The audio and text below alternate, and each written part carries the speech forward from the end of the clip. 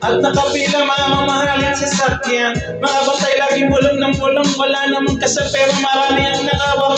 Lumakas man ang wala na walang butas sa bubong. Mga plato kutsara ng di kilala ang tutok. At ang kalising puti na gatas sa kahon. At Heidi Pasko sa lamesa may amon. Ang sawa siguro nila sa bahay na ganyan. Sabi pa nila dito mo rin matatagpuan. Ang taong nagmamayarayan sa amurpuan na may pagkakataong pinag-aagawan. Kaya naman di niya pinagkakawalan. Kung makikita ko lamang may respeto.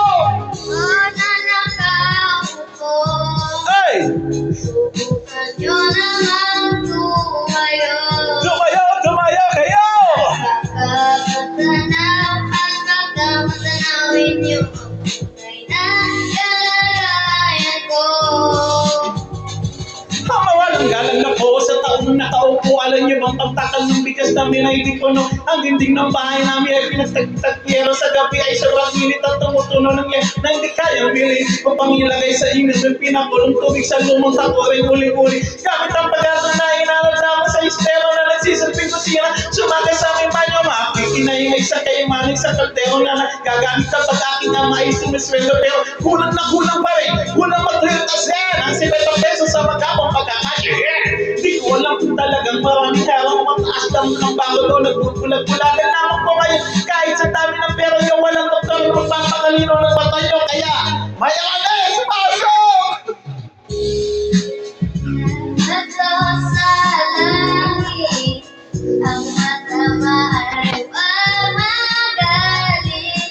Bato sa langit, ang matama na masyadong halata. Wag na wag! Huwag kang masyadong halata. Wag na wag! Huwag kang masyadong halata. Wag na wag! Huwag kang masyadong halata. Ay!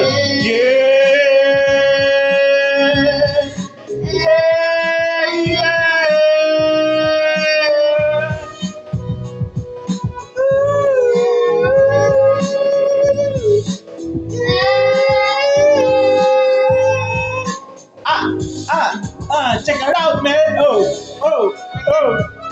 Bye! Please!